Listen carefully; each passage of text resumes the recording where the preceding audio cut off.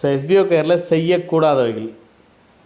Right, நான் withdrawal request கொடுத்துருக்கேன், எனக்கு பேமெண்ட் வரலன்ற அந்த ரிக்வெஸ்ட்டை மட்டும் எஸ்பிஐ கேரில் கொடுக்காதீங்க. கொடுத்துட்டிங்கன்னா முடிஞ்சு போச்சு, அப்படியே பெண்டிங்லேயே தான் இருக்கும் அது. சரிங்களா? அது என்ன பண்ண மாட்டாங்க, அது சால்வ் பண்ணவே மாட்டாங்க. மறுபடியும் நீங்கள் உங்களால் எஸ்பிஐ கேரை பயன்படுத்தவே முடியாது, பெண்டிங்லேயே தான் கிடக்கும். மறுபடியும் உங்களால் எஸ்பிஐ கேர்ன்ற ஆப்ஷனை யூஸ் பண்ணவே முடியாது. அப்போ எதனா ஒரு பிரச்சனைனா உங்களால் காண்டாக்ட் பண்ணவே முடியாது. அதையும் தாண்டி இந்த கொஸ்டின் வித்ட்ராவல் வரலன்றது ரிலேட்டடாக கேட்குற எல்லாருடைய ஐடியும் ஒரு கட்டத்துக்கு மேலே சஸ்பெண்ட் பண்ணுறதுக்கான வாய்ப்புகள் நிறைய இருக்குது. நான் ஆல்ரெடியே சொல்லியிருக்கேன். என்னென்னு சொல்லியிருக்கேன் அப்படின்னா தெளிவாக மென்ஷன் பண்ணியிருக்கேன். ரைட், ஸோ நவம்பர் மந்த்துக்கு மேலே கண்டென்ட் ரைட்டராக இருக்கட்டும், இன்ஃப்ளூயன்சராக இருக்கட்டும், ரொம்ப ஸ்ட்ரிக்டாக ஃபாலோ பண்ணுவாங்க அப்படிங்கிறது ரொம்ப தெளிவாக நான் சொல்லியிருக்கேன். அப்படி இருந்தும் அதை ஃபாலோ பண்ணாமல் நிறைய மிஸ்டேக் பண்ணுறீங்க. எப்படி இப்போ நிறைய நவம்பர் மந்தில் நிறைய ரிஜெக்ட் பண்ணுறாங்க அட்மின் டீமில். ரைட், அது ஒரு 4-5 நாளாக அப்படியே இன்ஃப்ளூயன்சர்லாம் அப்ரூவல் பண்ணாமல் இருந்தாங்க. அதெல்லாம் இப்போ நேற்றுலேருந்து அப்ரூவல் பண்ண ஆரம்பிச்சிட்டாங்க. அதெல்லாம் அப்ரூவலாக ஆகிடும். பட் நிறைய ரிஜெக்ட் பண்ணுறாங்க. அந்த தெளிவாக சொல்லிட்டேன். என்ன இன்ஸ்ட்ரக்ஷன் எஸ்பிஓவில் கொடுக்குறோமோ அதை கரெக்டாக ஃபாலோ பண்ணணும். ரொம்ப இம்பார்ட்டன்ட் அது. உங்கள் இஷ்டத்துக்கு ஒர்க் பண்ணாதீங்க, தயவுசெய்து பண்ணாதீங்க. சரியா? ரைட், யாரெல்லாம் எஸ்பிஐ கேரில் மெசேஜ் போடக்கூடாது, அந்த எஸ்பிஐ கேரில் ஃபார்ம் ரிக்வெஸ்ட் கொடுக்கக்கூடாதுன்னா, வித்ட்ராவல் ரிக்வெஸ்ட் வரல அப்படிங்கிறது ரிலேட்டடாக கொடுக்கவே கூடாது. நான் ரிக்வெஸ்ட் கொடுத்தா எனக்கு இன்னும் பேமெண்ட் வரல அப்படிங்கிறவங்க கொடுக்கவே கூடாது. சரியா? ஆனால் ரிக்வெஸ்ட் கொடுத்தா எனக்கு பேமெண்ட் கிரெடிட்டட்னு வெல்கம் பேஜில் வந்துருச்சு. ரைட், பட் ஆனால் எனக்கு பேமெண்ட் வரலனா அதுக்கு ஒரு மெயில் ஆப்ஷன் கொடுத்துருக்காங்க. அந்த மெயிலில் தான் காண்டாக்ட் பண்ணணும். அதை வந்து இங்கே கேட்கக்கூடாது. அதுக்குன்னு ஒரு மெயில் கொடுத்துட்டாங்க. அங்கே இவ்வளோ நாளாக கொடுத்தவங்களாம் ரீப்ளே வராமல் இருக்கும். இந்த வீக் எண்டுலேருந்து அது ரீப்ளே வர ஆரம்பிச்சிடும். பக்காவாக லிஸ்ட் எடுப்பாங்க. உங்களுக்கு அந்த பேமெண்ட் வந்துடும், உங்கள் வாலெட்டில் ஆட் பண்ணிவிடுவாங்க. பிரச்சனை இல்லை. Okay, right. ரீஃபண்ட் ரிக்வெஸ்ட் கொடுத்துருக்கேன், எனக்கு இன்னும் பேமெண்ட் வரல அப்படிங்கிறவங்க இந்த 13 பாயிண்ட் சூஸ் பண்ணவங்கெல்லாம் அக்ரிமெண்ட் ஃபார்ம் அப்லோட் பண்ணுற ஆப்ஷன் வந்திருக்கும். அதை நீங்கள் பிரிண்ட் அவுட் எடுத்து அப்லோட் பண்ணியிருப்பீங்க. அப்லோட் பண்ணிட்டீங்கன்னா வெயிட் பண்ணுங்கள், உங்களுக்கு பேமெண்ட் போடுவாங்க. பேமெண்ட் போட்டுட்டு அடுத்தது அந்த பேமெண்ட் ப்ரூஃபை அப்லோட் பண்ணுற ஆப்ஷன் உங்களுக்கு எனேபிள் பண்ணுவாங்க. அதை வச்சு நீங்கள் ஃபைண்ட் அவுட் பண்ணிக்கலாம். பேமெண்ட் ப்ரூஃப் அப்லோட் பண்ணுற ஆப்ஷன் வந்துருச்சுன்னா உங்களுக்கு பேமெண்ட் வந்துருச்சுன்னு அர்த்தம். நீங்கள் செக் பண்ணி பார்த்துட்டு அந்த ப்ரூஃப் எடுத்து அப்லோட் பண்ணிங்கன்னா போதும். சரியா? ரைட், அதை வந்து இங்கே கேட்டுகிட்டு இருக்காதிங்க. நான் அக்ரிமெண்ட்டை வந்து அப்லோட் பண்ணிட்டேன், எனக்கு இன்னும் பேமெண்ட் வரல அப்படின்னு சொல்லிவிட்டு இங்கே எஸ்பிஐ கேரை யூஸ் பண்ணாதீங்க. அது எல்லோரும் காமனாக பண்ணுற ஒரு விஷயம். இந்த காமன் விஷயத்துக்கு நான் இதுதான் சொல்யூஷன், இப்படி தான் நடக்கும். அதை வந்துட்டு மறுபடியும் இங்கே கேட்டுகிட்டு இருக்காதிங்க. ரைட், அடுத்தது இன்ஃப்ளூயன்சர் டாஸ்க்கு முடிச்சுட்டேன், எனக்கு இன்னும் பேமெண்ட் வரல. இதோ இப்போ ஒரு 5 to 7 டேஸாக பெண்டிங்லேயே இருக்குது. இன்ஃப்ளூயன்சர் டாஸ்க்கு யாருக்கும் அப்ரூவல் கொடுக்கல, 5 to 7 டேஸ்க்கு மேலவே இருக்குது. அதை உட்காந்துட்டு கேட்டுக்கிட்டு இருக்கக்கூடாது. அது பெண்டிங்கில் தானே இருக்குது, நீங்கள் அங்கேயே பார்த்துக்கலாம். இன்னும் பெண்டிங்கில் இருக்குன்னு அர்த்தம். அதான் டாஸ்கோட ரிப்போர்ட் பார்த்துக்கலாமே, அதுக்குன்னே ஆப்ஷன் கொடு. அதையே கொண்டு வந்து இங்கே கேட்குறீங்க. அப்போ இன்னும் பெண்டிங்கில் இருக்குன்னு அர்த்தம். அட்மின் டீம்லேருந்து செக் பண்ணிவிட்டு அப்ரூவலோ ரிஜெக்டோ பண்ணாங்கன்னா அது அமௌண்ட் ஆட் ஆகும், இல்லை அமௌண்ட் ஆட் ஆகும் போகும். அதை நீங்கள் அங்கேயே பார்த்துக்கலாம். அதை வந்து இங்கே ஒரு கொஸ்டினை கேட்கணும்னு அவசியம் கிடையாது. சரியா? ரெகுலர் டாஸ்க்குக்கெல்லாம் இந்த ரீஃபண்ட் ரிலேட்டடாக நான் மெயில் அனுப்பிட்டேன். ரைட், பட் மெயிலுக்கு எந்த ஒரு ரீப்ளேயும் வரல அப்படின்ற ஒரு விஷயம் இருக்கு இல்லையா?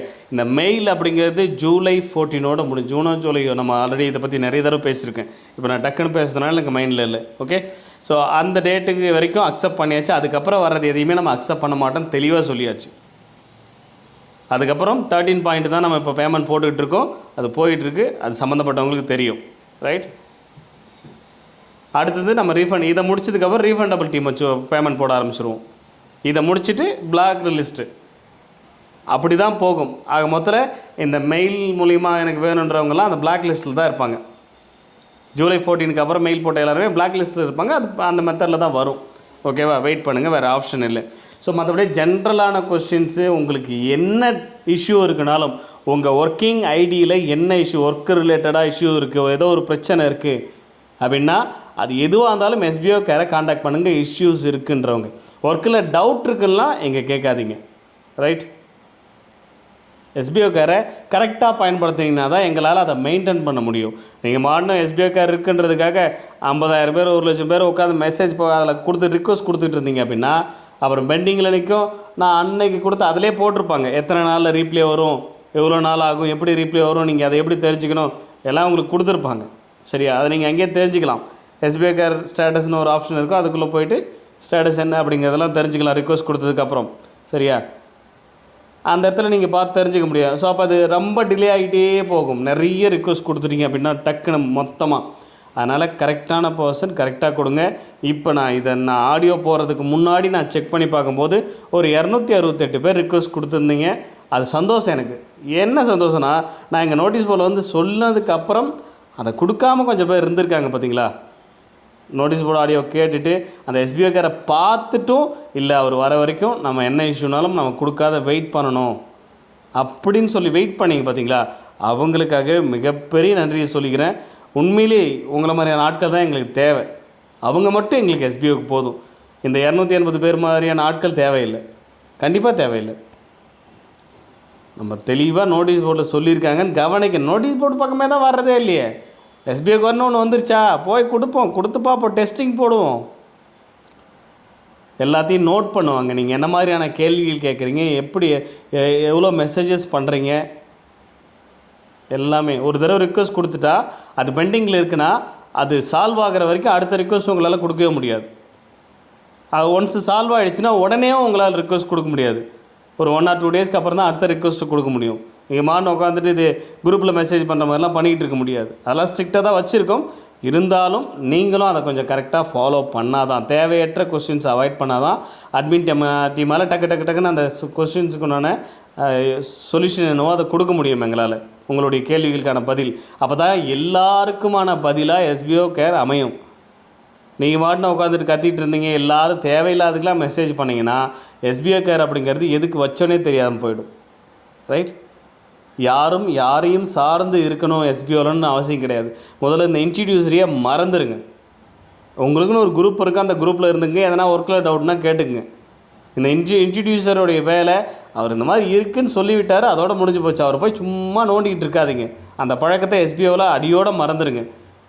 யாராச்சும் ஒருத்தர், ஒரு அப்ளைனர், என்னுடைய இன்ட்ரடியூசர் என்னை சும்மா கேட்டுக்கிட்டே இருக்காங்க சார், எப்போ சார் சால்வ் ஆகும், அவர் ஒரு கொஸ்டின் கேட்டிருக்காரு, சரியா, வித்ராவல் வரல அப்படின்றது ரிலேட்டடாகவோ, ரைட், இல்லை வேறு எதனா இன்ஃப்ளூயன்சர் பேமெண்ட் வரலன்றது ரிலேட்டடாகவோ, ஏதாவது ஆக்டிவில் இருக்கிறவங்க இந்த மாதிரி என்னை கேட்டுக்கிட்டே இருக்காங்கன்ற மாதிரி ஒரு கம்ப்ளைண்ட்லாம் இல்லை, அது ஒரு கேள்வியாக வந்தால் கூட சரி, அந்த டவுன்லைனரோட ஐடியை சுத்தமாக பிளாக் பண்ணுறோம். தேவையில்லை. எனக்கு அந்த டவுன்லைனர் எங்களுக்கு தேவையே இல்லைங்க.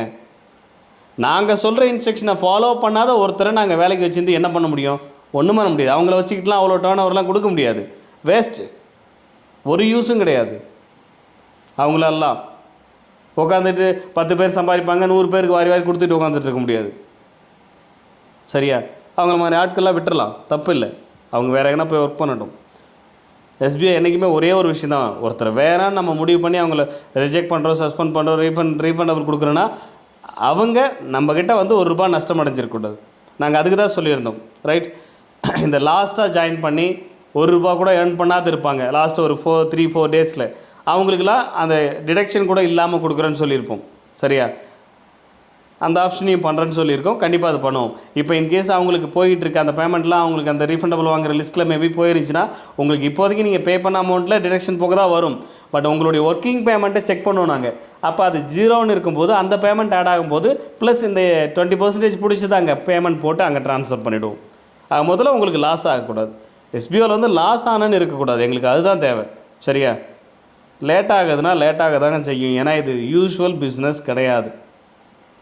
ஏன்னா யூஷுவல் பிஸ்னஸ் அழகாக பண்ணலாம். திப்புன்னு ஜாயினிங் கொடுக்கலாம், இவ்வளோ கொடுத்தா அவ்வளோ கொடுத்தா இவ்வளோ கொடுக்கலாம். 6 மாதத்துக்கு அப்புறம் 3, மேக்ஸிமம் 6 மாதம், அதுவே ரன் ஆகாது எந்த கம்பெனியும். க்ளோஸ் பண்ணிட்டு போய்கிட்டே இருக்கலாம். யாருக்கு ரிட்டர்ன் கொடுக்க தேவையில்ல, சம்பளம் கொடுக்க தேவையில்ல, இழுத்து மூட்டு போயிட்டே இருக்கலாம். அதுதான் அழகாக ஸ்பீடாக ரன் ஆகக்கூடிய பிஸ்னஸ். இந்தியா ஃபுல்லாக அதுதான் நடந்துக்கிட்டு இருக்குது. சரிங்களா? பட் நாங்கள் அதை பண்ண முடியாது. எங்களுடைய நோக்கமும் அது கிடையாது. எங்களுக்கு இன்னும் நிறைய வேலை இருக்குது, நிறைய பிஸ்னஸ் இருக்குது. சரிங்களா? அதெல்லாம் பார்க்கணும். அதை புரிஞ்சுக்கிட்டு அதுக்கு தகுந்த மாதிரி உங்கள் சப்போர்ட்டே கொடுத்துங்க. உங்கள் நாலேஜ் இம்ப்ரூவ்மெண்ட் பண்ணிங்க. சின்ன சின்ன விஷயங்களை தெரிஞ்சு வச்சுங்க. அது ரொம்ப இம்பார்ட்டன்ட். Okay, thank you.